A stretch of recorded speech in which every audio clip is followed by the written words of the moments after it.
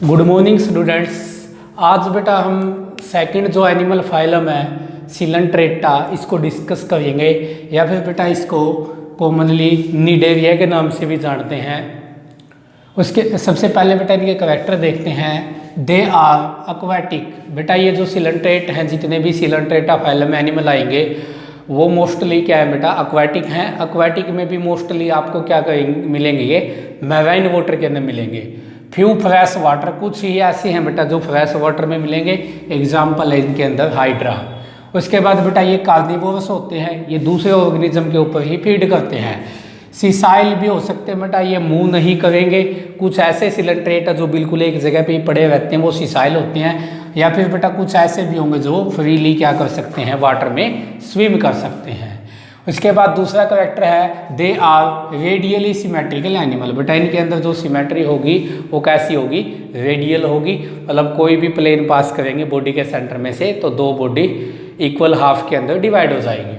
उसके बाद है the name Cnidaria is derived from cnidoblast. अब बेटा हम इनको निडेरिया क्यों कहते हैं बेटा, क्योंकि जो नाम निडेरिया है वो कहाँ से आया है, is derived from the cnidoblast. क्योंकि बेटा इनके अंदर स्पेशल टाइप की सेल होती हैं, उनको हम क्या कहते हैं बेटा, निडोब्लास्ट या फिर निडोसाइट कहते हैं बेटा, विच कंटेन स्टिंगिंग कैप्सूल। और बेटा इन निडोब्लास्ट या निडोसाइट के अंदर क्या होते हैं बेटा, स्टिंगिंग कैप्सूल होते हैं। स्टिंगिंग का मतलब होता है चुभने वाले कैप्सूल, या फिर जिनको निमेटोसाइट भी कहते हैं वो होते हैं। और ये जो निडोब्लास्ट सेल होते हैं या निडोसाइट होती है, ये कहाँ होती हैं बेटा, प्रेजेंट ऑन टेंटाकल, बॉडी के ऊपर टेंटाकल होते हैं या फिर इनकी बॉडी के ऊपर बेटा ये प्रेजेंट होते हैं। और जो निडोब्लास्ट होते हैं बेटा, ये किस लिए यूज करते हैं इनको, एनकोवेज का मतलब है किसी भी, अब आपको पता है कि ये कार्निवोरस हैं, मांसाहारी हैं, तो ये दूसरे पे फीड करेंगे तो उसको जकड़ने के लिए, एनकोवेज का मतलब जकड़ने के लिए यूज करते हैं। डिफेंस अपनी सुरक्षा करने के लिए यूज करेंगे निडोब्लास्ट का यूज। और तीसरा बेटा for the capture of prey, कोई भी इनको शिकार उसको पकड़ना है उसके लिए करेंगे। तो बेटा ये आपको जो नीचे डायग्राम दिखाया गया, ये निडोब्लास्ट सेल है बेटा, ये उस टाइम की निडोब्लास्ट है बेटा जब वो डिस्चार्ज हो जाती है। डिस्चार्ज का मतलब है देखो यहाँ से ये स्टिंगिंग ऐसे टेंटाकल इसका बाहर निकल गया, जिसकी मदद से किसी भी चीज़ को ये जगड़ती है।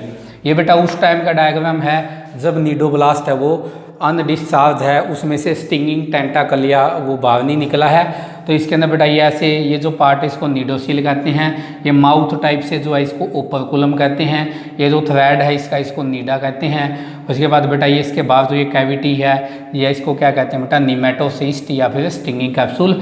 और बेटा इसको सपोर्ट करने के लिए क्या होते हैं, सपोर्टिंग फिब्रिल्स होते हैं। और जो ये आपस में कनेक्शन कर रहा है, ये जो दो बॉडी हैं बाहर वाली और भीतर वाली, इसको हम क्या कहते हैं बेटा, लैसो कहते हैं।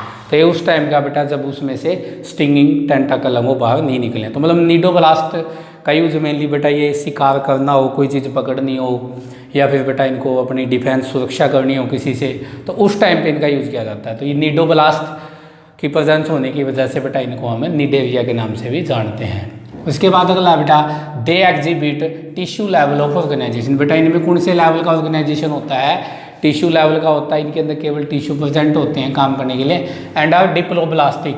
और बेटा ये कैसे होते हैं, डिप्लोब्लास्टिक है। डिप्लोब्लास्टिक का मतलब बेटा इनमें कितनी जर्म लेयर प्रेजेंट होती हैं, दो, बाहर वाली एक्टोड्रम और सबसे अंदर वाली एंडोड्रम है, मिडोड्रम इनमें एब्सेंट होती हैं। उसके बाद क्या लिखा गया है, interstitial cell are present in the both layer. अब जो एक्टोड्रम है, एंडोड्रम है, दोनों लेयर के अंदर क्या होती हैं, इंटरस्टिशियल सेल प्रेजेंट होते हैं ये, और बॉडी वाल एंड आर टोटियोपोटेंट। और बेटा ये क्या होते हैं, जो इंटरस्टिशियल सेल होते हैं ये टोटियोपोटेंट होते हैं। टोटियोपोटेंट का मतलब है एक सिंगल सेल ही कंप्लीट ऑर्गेनिज्म में डेवलप हो जाए, उसको टोटियोपोटेंट कहते हैं बेटा। टोटियोपोटेंट सेल वो होती है जो एक सिंगल सेल ही कंप्लीट ऑर्गेनिज्म में डेवलप हो जाए।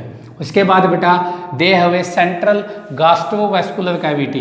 बेटा इनके अंदर एक की बॉडी के सेंटर में एक गास्ट्रोवेस्कुलर कैविटी होती है। अब गास्ट्रोवेस्कुलर कैविटी का नाम क्या होता है बेटा, सिलेंट्रोन होता है। क्या नाम होता है इसका, सिलेंट्रोन होता है। With single opening mouth on hypostome.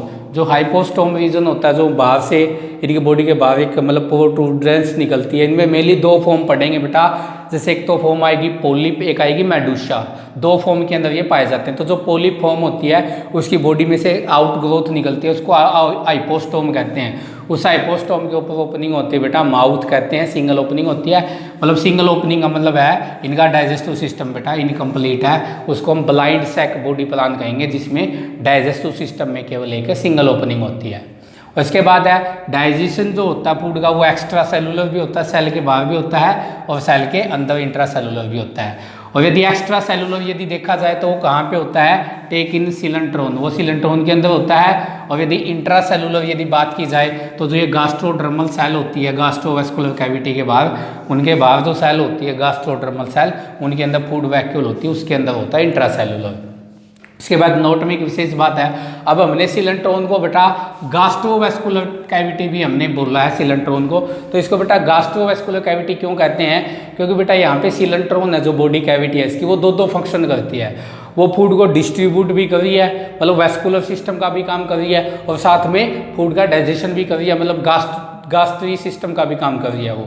तो coelenteron is also responsible for distribution of food beside partially digestion need, मतलब पार्शली डाइजेशन करने के साथ साथ फूड को डिस्ट्रीब्यूट भी कर रही है। This dual role is the reason, ये ड्यूअल जो रोल है, ये दो जो रोल निभा रही है ये, इस वजह से जो सिलेंट्रोन है बेटा उसको हमें गास्ट्रोवेस्कुलर कैविटी के नाम से भी जानते हैं।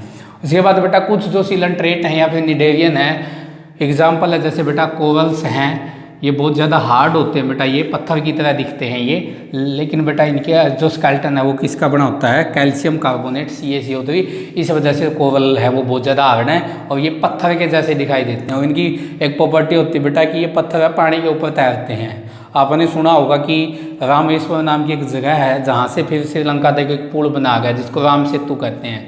तो एक्चुअल में जो वहाँ पे राम सेतु बनाया गया वो पत्थर डाले गए थे, वो पत्थर नहीं थे, वो कोरल्स थे बेटा, क्योंकि कोरल्स एक ऐसे पत्थर टाइप से दिखते हैं लेकिन ये वाटर के ऊपर फ्लोट करते हैं।